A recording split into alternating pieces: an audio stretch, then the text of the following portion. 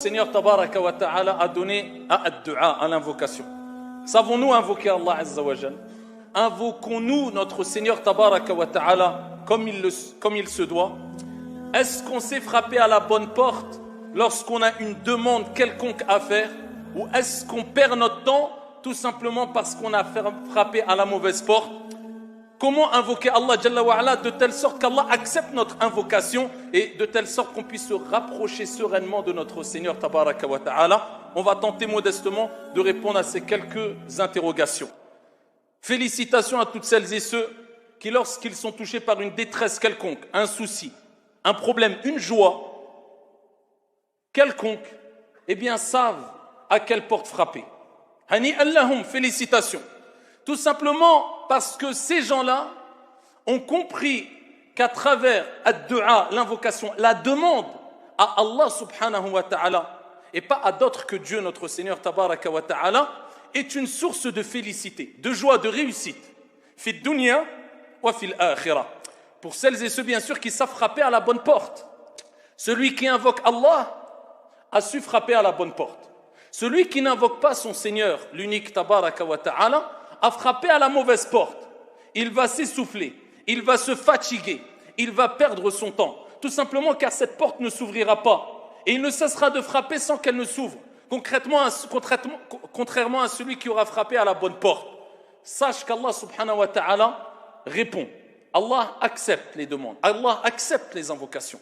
Il te demande simplement une chose. Il te dit simplement une chose qui est facile à toutes et à tous, mais trop négligée malheureusement. Trop négligé. Pas besoin d'être un savant, pas besoin d'être un grand pieux, ascète, vertueux, je ne sais quoi. Mais qui d'entre nous met en application ce qu'on va dire maintenant? Allah te demande juste une chose. Pour qu'il te donne, qu'il t'exauce, une chose. Invoque-le. وَإِذَا سَأَلَكَ عِبَادِ عَنِّي فَإِنِّي قَرِيبٌ أُجِيبُ دَعْوَةَ الدَّاعِ إِذَا دَعَانِ.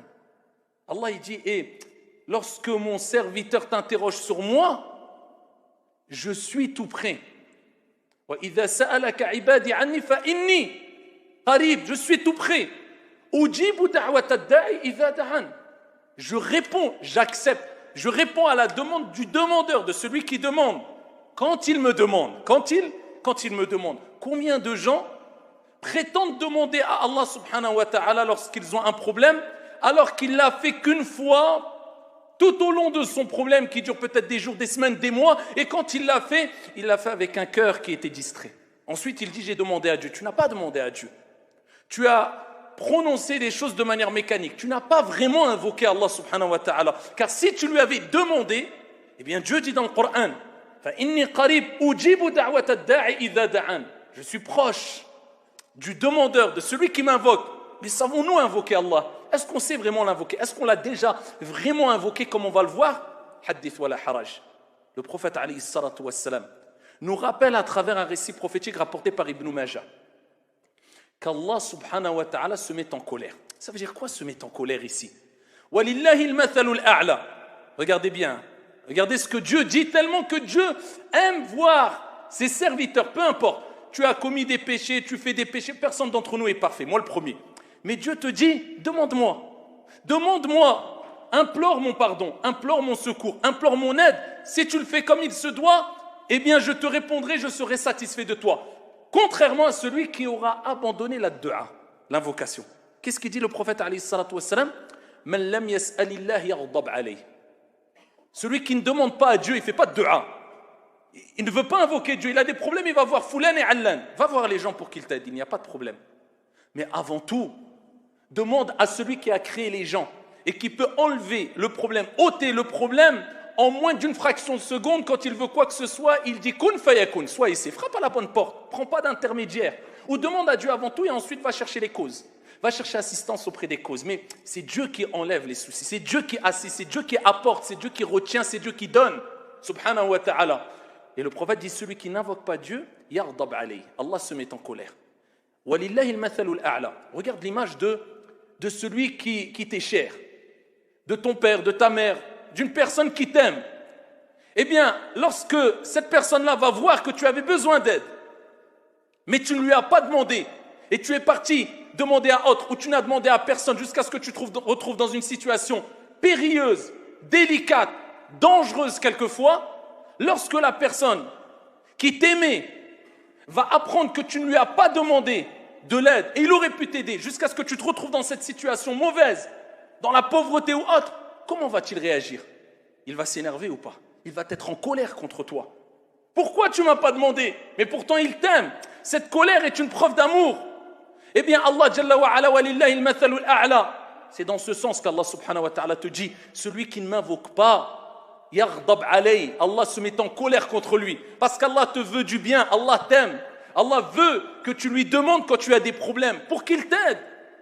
C'est pas pour te châtier, te punir, non. Allah te montre que si tu ne l'invoques pas, eh bien il se mettra en colère. Parce qu'Allah, il veut le meilleur pour toi et toi tu as été cherché et tu as été frappé à une porte qui ne convient pas avant de frapper à la porte dont Allah subhanahu wa ta'ala ne referme jamais sur celui qui lui demande sincèrement.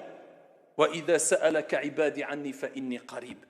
أيها المصلون, il faut savoir que ad-du'a, c'est tellement important que le prophète alayhi salatu wassalam et Allah lui-même dans le Coran al-Karim l'ont appelé al-ibada. Allah Jalla wa ala dit dans le Coran وَمَا خَلَقْتُ الْجِنَّ وَالْإِنسَ إِلَّا لِيَعْبُدُونَ. Allah nous a créés pour l'adorer. Eh bien, le prophète, regardez l'importance de la du'a. Qimatu du'a. Le niveau qu'a atteint le du'a auprès d'Allah. Le prophète, il dit ad-du'a huwa al-ibada. Il dit l'invocation, c'est ça l'ibada, c'est ça l'adoration. Pourquoi? Pourquoi le prophète a dit que l'invocation ad-du'a, c'est l'ibada? Parce que quand tu lèves tes mains, ya Abdallah, et tu demandes, tu prouves à Allah subhanahu wa ta'ala que tu crois en lui l'unique et que tu sais que c'est lui qui donne et que le bien vient de lui et que l'assistance vient de lui. Tu concrétises ce pourquoi Dieu t'a créé, at-tawhid, l'unicité d'Allah subhanahu wa ta'ala. Donc ne brise pas ce lien entre toi et Dieu. Parce que dans l'invocation, tu parles à Allah et Allah te répond. Allah. Tu as l'opportunité de discuter, de parler, d'échanger avec Allah à travers ad-du'a en levant tes mains. Peu importe la langue, Allah Jalla wa ala a créé les langues et comprend toutes les langues et il n'y a aucune langue qui ne lui échappe subhanahu wa ta'ala. C'est que tu invoques Allah. Le principal, c'est que tu invoques Allah avec un cœur présent, avec concentration. Tu ne peux pas le faire en arabe, fais-le en français. Le mieux est en arabe, car la langue arabe est riche, les sens sont profonds. Mais si tu ne peux pas, fais-le en français. Fais-le en la langue que tu veux. Le principal, invoque avec ton cœur, avec concentration, loin de toute distraction. Et tu concrétises la ibada tout simplement parce qu'il y a d'autres, l'adoration, il y a d'autres personnes qui utilisent l'invocation pour tomber dans l'opposé de l'unicité at-tawhid.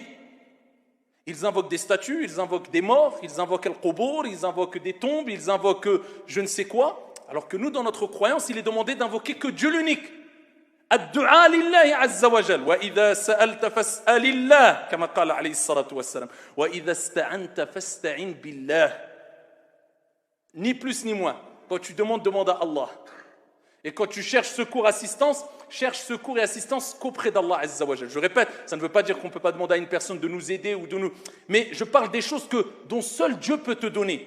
Dont seul Dieu peut te donner assistance et secours et délivrance. Et avant, même quand on parle de gens qui peuvent nous aider, avant de leur demander, demande à Dieu aussi. Ainsi, Dieu mettra à disposition des personnes qui t'aideront. Donc, passe directement par Dieu.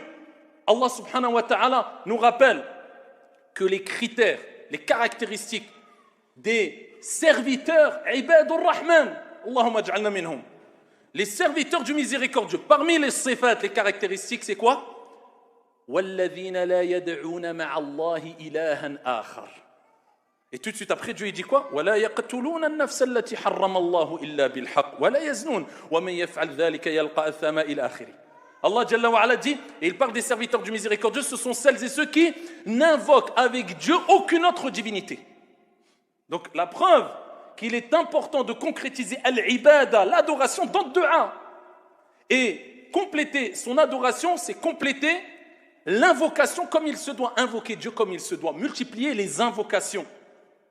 وَالَّذِينَ يَدْعُونَ مِن دُونِ اللَّهِ. Allah Jalla wa ala dit, et quant à ceux qu'ils invoquent en dehors de Dieu, la yakhluquna shay'an wa hum yukhlaqun. Ceux qui vont invoquer Sidi Fulan ou l'Al-Qabr ou la je ne sais quoi ou l'Al-Mayyit ou la... Allah Jalla wa ala dit walladhina yad'una min dunillah. لا يخلقون شيئا وهم يخلقون. Ceux qu'ils invoquent en dehors d'Allah subhanahu wa ta'ala ne créent rien du tout et ne peuvent rien créer. Et eux ont été créés eux-mêmes. Donc Dieu te rappelle que n'invoque personne en dehors de Dieu, invoque Dieu, ainsi tu auras concrétisé l'adoration. Et c'est pour ça que le prophète a dit Ad-du'a huwa al-ibada. L'invocation c'est l'adoration même.